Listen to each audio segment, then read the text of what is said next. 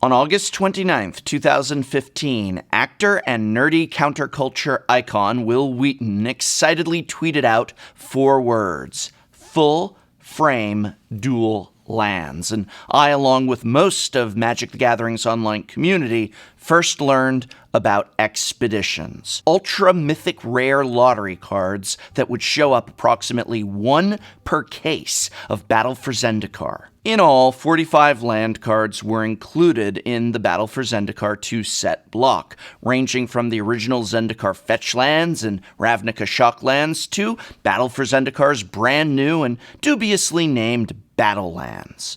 While Battle for Zendikar block itself is, for many players, the distinct starting point of a declining era of gameplay and other assorted problems, and also the block that Magic R&D figurehead Mark Rosewater recently said would be his top #1 choice to completely erase from Magic the Gathering's history. Wow! But despite all of this, expeditions themselves were quite popular and coveted prizes, so much so that beginning with Kaladesh block, they were made a permanent feature of all Magic sets going forward, renamed masterpieces and designed for each set with block-appropriate themes and frames. Well, I say permanent because they intended to be so, but in reality, masterpieces lasted only 2 blocks: Kaladesh and Amonkhet, after which they were quickly discontinued as a regular feature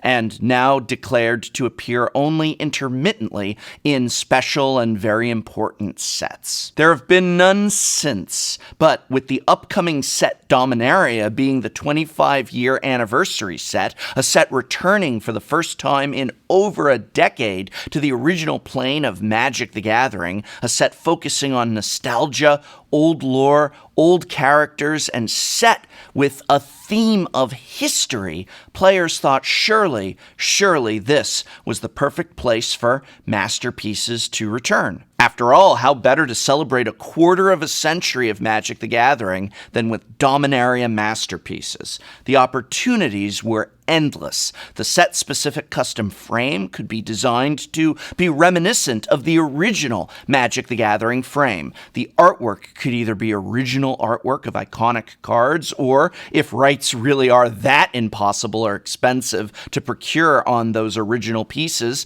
then new pieces, perhaps in the style and spirit of the original alpha set, could have been commissioned, possibly even using classic artists. However, as of the filming of this video, unless Wizards of the Coast plans the most epic of epic surprises, it appears that there are no masterpieces in Dominaria. Since their first appearance in Zendikar to their messy final showing in Amonkhet, masterpieces have been a great idea that was implemented very, very poorly. But on the whole, I feel that masterpieces are a good idea, something that is good for the game. And I think most players would have liked to see masterpieces return with Dominaria.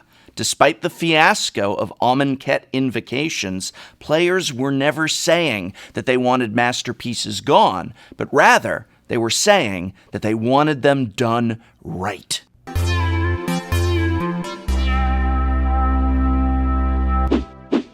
Blah, blah, blah, blah, blah, blah, blah, blah, blah, blah, blah, blah, blah, blah, blah, blah. When I say masterpieces are a good idea that was implemented poorly, I realize there's a certain subjectivity to this. So let me start by clarifying where and how masterpieces went wrong. And no, it isn't just the Amonkhet invocations. Actually, more than anything, the biggest problem with masterpieces exemplifies my fears about the shift of Masters sets to not being about modern reprints and instead being built around themes. And that, of course, is the fact that R&D can't really handle themes. Time and time again, whether it has been the also now discontinued From the Vault series or unintentionally misleadingly named Iconic Masters, R&D seems to struggle with collections based on themes. I mean, if the intent of masterpieces was to be in every set going forward, by cutting such huge swaths as lands and artifacts. Just where did they think they'd be in only 2 to 3 years? There's 4 Magic the Gathering sets per year. I mean, are we really going lands, artifacts, creatures, sorceries, instants, enchantments? Then what? Creature types? Dragons? Angels? This is exactly why the From the Vault series started struggling, and that was only 1 set per year. When you design your collection to conform to such a broad theme, you create a huge restraint on it. One of the most common answers I hear Wizards of the Coast give as to why cool things didn't happen in such and such instance is because it would go against arbitrary rules we imposed on ourselves long ago. In reality, masterpieces don't need to conform to set-specific themes. This is something that should be abandoned. They just need to be the right cards for the set. So if it felt right to have Zendikar be all lands, great. Kaladesh all artifacts, also great. But that doesn't mean Dominaria masterpieces needed to be legendary creatures, for example. I could easily see a Captain Sisay masterpiece in Dominaria, and also, alongside it, a Lightning Bolt. And also alongside that, the Urza lands. Choosing cards appropriate to the set without saying in advance these must all share a broad theme would enable masterpieces to always be the best possible picks. Saying, sorry, we couldn't do a full frame Lightning Bolt with new art, but in the old frame because we picked legendary creatures as the theme for this set is making your product less successful. Replacing the Lightning Bolt masterpiece with filler cards like, I don't know, you're stretching for legendaries, Lady Orca, well, that makes it even worse. And speaking of filler, this brings me to the second biggest mistake of the masterpieces. Too many cards per set. Zendikar block had 45 expeditions. 45! Both Kaladesh and Amonkhet blocks each had 54 masterpieces. In just 3 blocks, Wizards of the Coast had made 153 masterpiece cards. There's a random chance of approximately 1 masterpiece per case of 6 booster boxes. This was overkill, and it led, more often than not, to feel-bad situations. When you pull a card like Divert, a 50-cent card that is not really played anywhere except possibly one fringe running in a legacy deck, that feels bad. When the other masterpieces are cards like Force of Will and Blood Moon, yeah, it's already an ultra mythic super lottery card. So by including so many cards, needing to fill so many slots, needing to pick so many masterpieces, Wizards is apparently forced to select a bunch of filler. And this made it so that even if you win the lottery, you can still lose by getting the Cinderglade Expedition instead of a Misty Rainforest. In reality, masterpieces should have been just a few reprints. Again, 154 cards in just 3 blocks? Where are you going to be in 2 to 3 years' time? You're just going to be doing the same Wizards of the Coast dance that has failed in so many other places. And the dance I refer to, of course, is when you've got something where you're doing reprints like this, you offer up a large selection of cards where really only a few are desired, many are just okay, and far, far too many are undesired filler. Imagine instead if Battle for Zendikar had 5, that's right, just 5 expeditions, the original Zendikar fetchlands. That means if you cracked an expedition, you would absolutely have gotten a Zendikar fetch. Oath of the Gatewatch could have either just continued to have those original 5 fetches, or maybe instead switched to the 5 onslaught fetches for uniformity. Either way, you are saving some great reprint equity for future sets while ensuring that everyone who gets one of these lottery cards gets a great reprint. People don't want Core Haven, but when we return to Ravnica, getting a full-frame Ravnica dual land, a shockland, there with full-frame Ravnica art, that's really a lot better than the weird Zendikar art on shocklands, which were always associated with Ravnica. And again, just 1 per case, so since these show up so infrequently, by having a small, curated selection of only highly desirable masterpieces will mean that whenever you do get a masterpiece, it really does feel like winning the lottery. But there was another issue with masterpieces, and it is one that I noticed since the first moment I heard about expeditions. Remember that tweet of Wil Wheaton's? Full frame dual lands? I made sure to use that term throughout this vlog too, and each time I wrote it, each time I said it, it felt off. What is famous, might I ask, about the lands from the Zendikar blocks, about the unsets and their lands, the unhinged and unstable lands? They aren't full frame, they're full art, and it was the frame itself that became one of Masterpiece's major malfunctions. Now, I'm not saying that Masterpieces should be full art. However, I do feel strongly that focus needs to be on the art and not the frame, especially in an ultra-mythic collector's item like Masterpieces.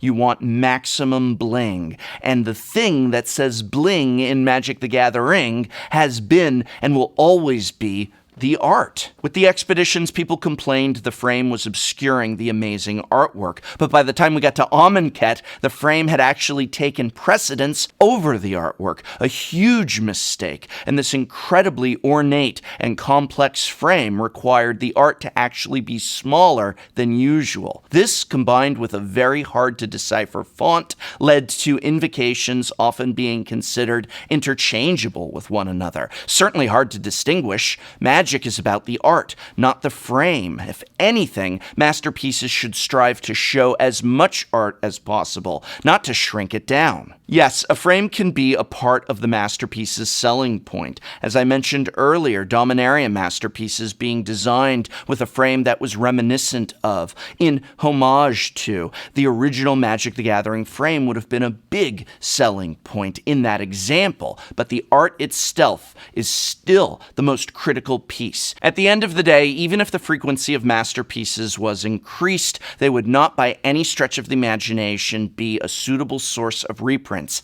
Heck, even Masters sets seem to have failed to be a suitable source of reprints, but that's another rant. There's a lot of benefits to having Masterpieces, even if only once in a while. Collector's items are, after all, good for Magic. While I am a huge advocate of card affordability, I also see the huge benefit of cards having value, and some cards having a lot of value. In a way, Masterpieces could be the way for us to have our cake and eat it too. Lightning Bolt should not cost more than $1, but if done right, a Lightning Bolt Masterpiece might cost $50 or more. I have no problem with this, because as long as people have reasonable access to Lightning Bolt so that they can sit down and play the game, there being an outrageously priced option out there of bling just don't mean a thing. Let's have the Urza lands as full art $100 collector's cards that only pros and that one guy at your shop can afford, while those white border 8th edition ones are just fine for the rest of us. Meanwhile, because Masterpieces are collector's items, and if they are made without tons of crappy filler, and if they are done with an emphasis on art and not the frame, then they will be more and more coveted. And that means more and more packs being opened, which means lower prices on standard playable cards. Yes, we want our cards to have value, but no, we don't want $500 standard decks. There's a balance, and Masterpieces might help us reach that balance. And the full Dominaria set isn't even spoiled yet. There might still be Masterpieces in Dominaria. It doesn't look likely, but I'd be happy to see them. However, I'd want them done right, or whenever they return, I'd want them done right. Between Battle for Zendikar block and now, we've seen so many things come and go, but Masterpieces are not something that should go. They were a great idea implemented poorly.